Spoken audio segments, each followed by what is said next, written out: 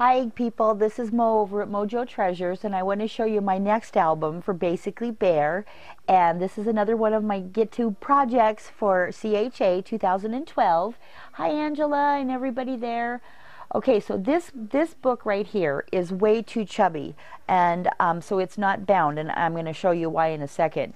This frame, for example, well, let me just show you this. I had to undo it because I hope I didn't just make you nauseous by moving too quick. Look how thick this is.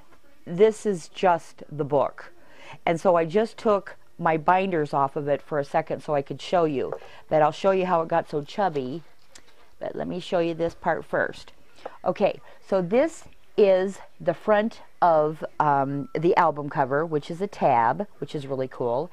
And I started off and I used my Close to My Heart paper, which is a really great, I think this one's called Sonoma. And it's really beautiful paper, and it matches so great with my favorite company, the Fab Scraps. That's my new favorite line. And they're out of South Africa. Met them through CHA 2 years ago. This is their second year coming, so that's pretty awesome. And so Basically Bare gave me a challenge. And so this book is going to be all about the dress forms and about sewing and such. So check this out.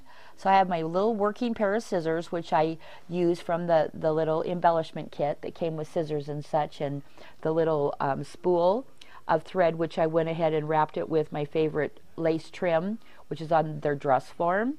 And this is actually a Prima butterfly, which I use for the bodice, give her that little naughty, sexy look. Okay, so that's a butterfly. Just obviously cut off the antennas, because then she would have just looked like she had a really great cleavage going on. But it's just us girls talking, right? Okay, so anyways, and speaking of butterflies, and over here I have a Carla 001. And then I have a beautiful, beautiful vintage lace doily that my friend Christy gave me, one of my secret squirrels. Hi, Christy. Thanks again. Loving it, loving it. And then back here I've got some of my roses. These are actually latex, and they're from Prima. And this one's a Prima, which I sprayed with my thing. Didn't that come out great?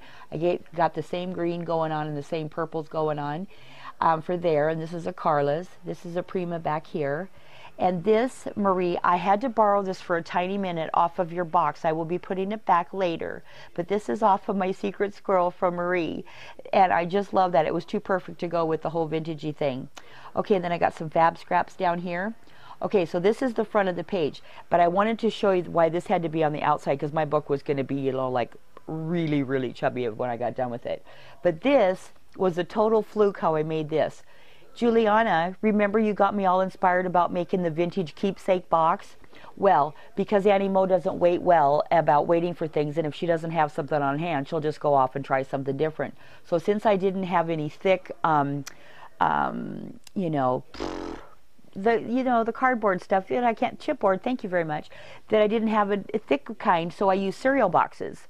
And I could tell that I would have to make this, to make it a deep box, that I would have to make a whole bunch of them. So what I did was I turned it into a frame. How fun is that? But this, Juliana, I had made you wait. This is the one that I came back after you inspired me. That's how much thicker it should have been as opposed to that. So anyway, so this is my keepsake box. It's not finished because you know how I just love to get started on new things. But that's my box on the inside. It's totally rustic. It's totally fun, and I haven't dulled it up on the inside yet. So that's what gave me my inspiration for the front of my Basically Bare tabs book. Isn't that cool? So that's my front. Then keeping in theme with the thing, I went ahead and took it up another level and used one of their felt frames as a frame, and that's the old-fashioned wallpaper look behind it. And then one of the little sewing machines, which I went ahead and used my, can you see? I went ahead and used my boy, I'm just doing so great today with my English language. You know, I actually have a pretty good vocabulary, but you certainly wouldn't know it today. But anyway, so I went ahead and used my Rub and Buff, thank you very much, and then I hand-did my little Singer, because Singer was the one I grew up with and learned how to sew on. Then I came back with some vintage trim and some of my Recollections pearls, and I just did 3 on purpose, and then I'm going to hang another lace here, another ribbon here when I get done. So that's page number 1 and 2. Okay, and then when you get to the next part of the book, you get to do 2 of the medium-sized ones. And so I just dulled them up with paper and lots of bling, and that's from Carla's. And this is from Carla. Oh, look what I did here. This was totally fun. This is another one of their frames. And this is one of my favorite sayings from Francis Bacon. The job of the artist always is to deepen the mystery. So I made a pretend pocket on the front here. And then I just dolled it up with some Carla, some Prima, some more of their lace, and some of my silk that I got from May Arts. And there you go. So that's my first one. And then it's just going to be color coordinated to go with the next page. So picture this one's going to go like this when we open it up. And then we're going to have my big frames and my other stuff on here. But I'm just giving you the sneak peek. Okay, so that goes to that page. And then it goes to the browns, because I'm all brown and blues in this book, because I love those color combinations. So then it's one more of these. And then we go into Fab Scraps paper, which will go into... Okay, Angela, I wasn't joking about the canvas. Okay, so my next page was supposed to be a pocket in the book. So what I did was I was all ready to take your advice and go ahead and stamp on the canvas, and you were right. It stamps beautifully. It takes the ink really well. Would you love this kind of a retro look going on right here? This was a complete accident. I dropped over a 4-ounce bottle of my favorite purple stain right down the front of it. I said, okay, well, let me just come back and grunge that out. Well, look what it did. It made a natural pocket on top of my thing. So I just took advantage of that and hung another frame, made another little slot, and put some of my vintage trinkets that I got from Nancy from Going Crazy. Hi, Nancy. Love these, honey.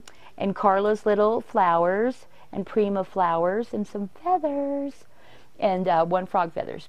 Okay, so there's that one. So that's my first attempt at canvas. You already saw my second attempt, which was on the Valentine book. Okay, so then this page is also a pocket. And there's that new paper from Sweet Nothings from Kaiser Craft. And so I dolled it up, and in the background I took their trim and then took the paper from Close to My Heart, and then just did one of my Sizzix embossing folders.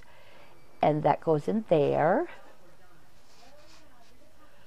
And so there we go. So that's page number 2 or 3 or 4, which goes with this one, which goes with this one, which goes with this one.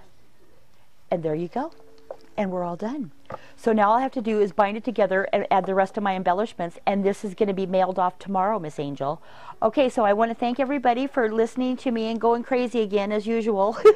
But like I said, you never know what you're going to get when you watch a video. It's either going to be a put together. Well, I have to say, this is the first book I've ever showed you that was not put together, because Mo's not together. And I've been actually playing with this all afternoon. Okay, so you guys have a great day, and I'll talk to you soon. Thank you. Bye.